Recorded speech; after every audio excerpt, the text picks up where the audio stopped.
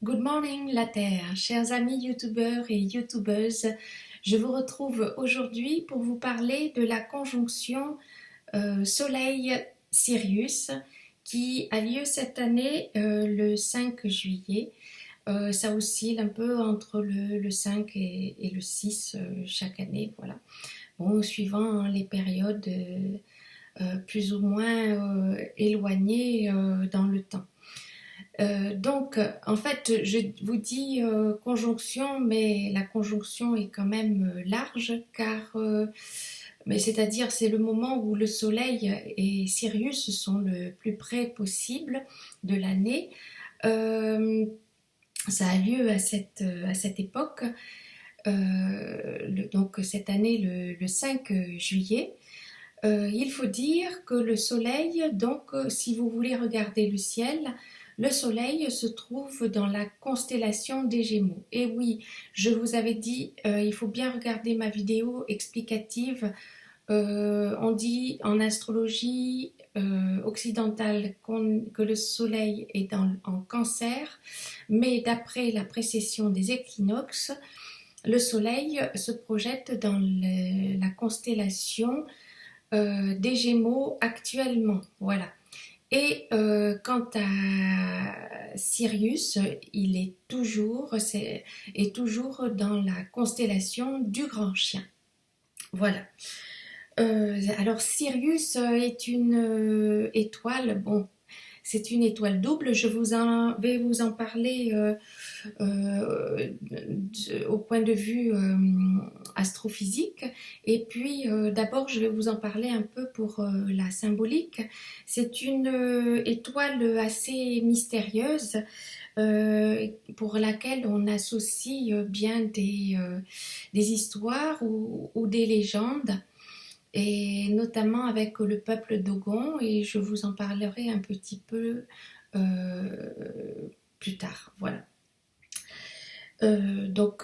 Sirius, quelle est cette planète? Ah, et aussi, voilà, je voulais vous montrer cette carte dans la symbolique des arcanes du tarot. L'arcane majeur, la Lune. Dans l'arcane majeur, la Lune, on peut retrouver, alors ici c'est le tarot britannique, enfin ou anglo-saxon, je ne sais pas, je crois qu'il est, je ne sais pas s'il est américain ou anglais, je ne sais plus. Et on retrouve, voilà, ici Sirius et la Procyon, Procyon qui est dans la constellation du petit chien. Voilà, ces deux étoiles, Sirius et Procyon, sont toujours proches l'un de l'autre. Et donc, vous voyez donc que dans cet arcane, la Lune est représentée Sirius. Voilà. Donc peut-être que certains d'entre vous ne connaissaient pas cette symbolique que l'on peut retrouver dans le tarot. On peut trouver beaucoup de choses cachées, mystérieuses dans le tarot. Voilà. Alors, pour tout ce qui est de l'astronomie, eh bien, Sirius est une étoile double en fait. Ce sont deux étoiles, il y a Sirius A et Sirius B. Sirius A est une étoile très jeune qui a 250 à peu près millions d'années. Et elle est bien plus jeune que notre Soleil, car notre Soleil, lui, a un âge de 4,57 milliards d'années. Donc vous pouvez voir que c'est une étoile, notre Soleil est une étoile bien plus âgée que Sirius A. Par contre, Sirius B est une étoile naine qui est en fin de vie, et cette étoile paraissait autrefois avoir une très grande importance. C'est une étoile qui s'est désagrégée, qui est devenue une naine blanche. Voilà. Quant au Soleil, Alors là, je vous ai dit, 4,57 milliards d'années. Et quand il arrivera à peu près à l'âge de 10,5 milliards d'années, tout l'hydrogène de son cœur sera converti en hélium, car actuellement le Soleil est fait depuis toujours d'hélium et d'hydrogène, et son cœur sera converti en hélium quand il arrivera à cet âge-là, et puis il va se dilater, il va dépasser Mercure et Vénus, il deviendra une géante rouge, et puis pof, il va s'effondrer sur lui-même pour devenir une naine blanche, voilà, comme Sirius B, voilà. Donc c'est tout ce que je pouvais vous dire sur Sirius, sauf aussi, surtout il faut que je rajoute ceci, c'est que Sirius est dans le ciel l'étoile, je dis bien l'étoile la plus brillante. Voilà. Si vous voyez ce que vous pensez être une étoile plus brillante, c'est soit Vénus, soit Jupiter. Et ce ne sont pas des étoiles en fait, ce sont bien sûr des planètes de notre système solaire. Ou alors peut-être avez-vous vu un ovni aussi, qui sait. Voilà, bon, je ne nie pas l'existence des ovnis, bien sûr, puisque ce dont je vais vous parler peut paraître pour certains peut-être irréel, mais bon, qui sait. Voilà.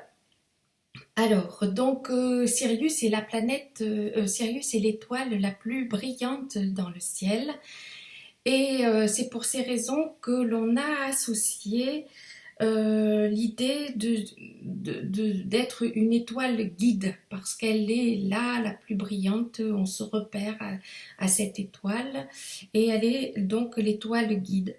Et dans un thème en astrologie, on dit que les personnes qui ont cette étoile importante dans leur thème, soit à l'ascendant, soit au milieu du ciel, soit en conjonction, mais alors là il faut voir, puisque je vous ai dit que les planètes ont une certaine déclinaison par rapport aux constellations, tout ça, enfin par rapport à la constellation de Sirius. Bon, il faut bien voir.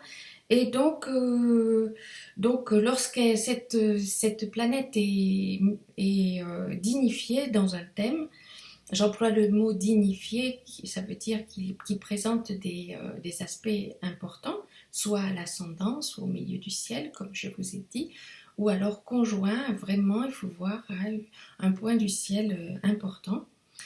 Et donc les individus qui ont cette planète dignifiée sont considérés eux-mêmes aussi comme des professeurs, des gens vers qui on aime aller s'abreuver de savoir, des gens qui ont un certain savoir, soit dans un domaine, quel qu'il soit, voilà.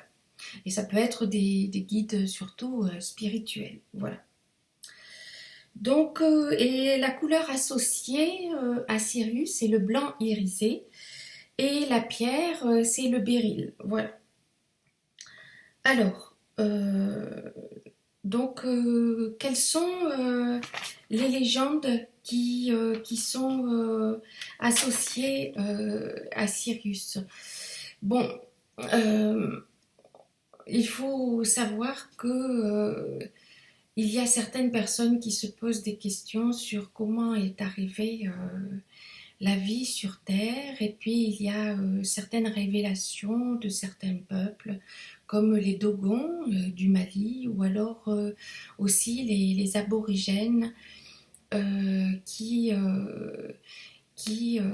parlent de venues d'êtres d'autres étoiles qui sont venus implanter la vie sur notre planète Terre. Et ça serait dans un but de créer quelque chose de beau et de... Bon. Et voilà. Et Sirius serait aussi associé à l'Égypte ancienne. Et bon, il y a toujours ce mystère pour lequel on se demande toujours pourquoi, comment ont pu être érigées les pyramides. Voilà. Donc les Dogons aussi disent d'après leur tradition orale qu'ils ont gardée au fil de l'histoire, disent qu'ils viennent de cette planète, pardon, pas planète, mais de cette étoile Sirius. Enfin, donc d'une planète de l'étoile Sirius. Voilà. Et ça serait Sirius B, bien sûr, puisque l'étoile, bon, quoique, je ne sais pas, c'est peut-être encore, c'est un mystère, ça peut être peut-être l'étoile Sirius A, mais ils disent que la vie viendrait de cette planète-ci. Et bon, d'autres disent que la vie viendrait aussi d'autres étoiles également, où il y a d'autres matières propices à établir la vie. Voilà. J'espère vous avoir intéressé cela. Donc le 6, donc le soleil conjoint à Sirius, donc c'est une certaine luminosité pour chaque année et un moment où l'on peut se recueillir en regardant Sirius. Bon, c'est un peu difficile parce que euh, le soleil et Sirius sont très proches, donc durant toute la journée, on ne peut pas voir Sirius puisqu'il fait jour. Mais il y a d'autres périodes de l'année, une période un peu plus tard, dont je vous parlerai prochainement, qui a lieu autour du 8 août et qui commence un peu avant et quelques jours avant, 4 à 5 jours avant, 4 à 5 jours après, où ces deux planètes se lèvent exactement en même temps et elles forment ce qu'on appelle le portail, ce que l'on a appelé le portail du lion. Voilà. Et donc là, vous pourrez observer Sirius plus précisément. Déjà, vous pouvez, si vous avez envie, si cela vous parle aussi, brûler une petite bougie de couleur blanche irisée le matin au lever du jour, avant le lever du jour, pour amener vers vous le savoir, pour appeler le savoir, pour faire une demande pour le savoir, la guidance aussi, pour être guidé dans votre chemin de vie. Voilà, j'espère que cette vidéo vous aura plu. La prochaine sera peut-être donc sur le portail du lion. Et puis je ferai d'autres vidéos comme je vous l'avais promis, notamment sur les planètes transneptuniennes, notamment Makemake.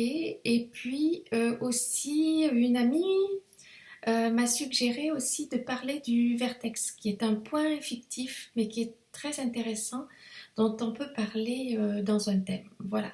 Donc, je vous dis à la prochaine. J'espère que ma vidéo vous a intéressé. Et je vous suggère aussi de gratouiller un peu pour savoir un peu cette histoire sur la naissance de la vie sur Terre, puis ces histoires sur Sirius, sur les étoiles. Moi, lorsque j'étais adolescente, J'ai lu, en commençant par le célèbre 2001, l'Odyssée de l'espace, d'abord qui n'était pas un film, mais un livre, ou le scénario d'un film. Tous les livres d'Arthur Clarke, car j'étais très férue de science-fiction. Et bien, ce, euh, cette œuvre, plus particulièrement ce livre 2001, l'Odyssée de l'espace, parle aussi d'une certaine façon, mais pas, ce ne serait pas, comment dire, dans son livre, ce ne serait pas des extraterrestres qui auraient amené la vie sur Terre, mais qui auraient laissé un message sur Terre, voilà, alors que les êtres sur Terre étaient à leur premier balbutiement et qu'ils auraient vu des choses dont ils n'étaient pas capables de propager par le langage, par la parole, à plus tard. Voilà. Bon, tout ceci est bien mystérieux et j'espère que vous aura intéressé. Voilà, je vous souhaite une excellente journée et à la prochaine vidéo. Bye bye.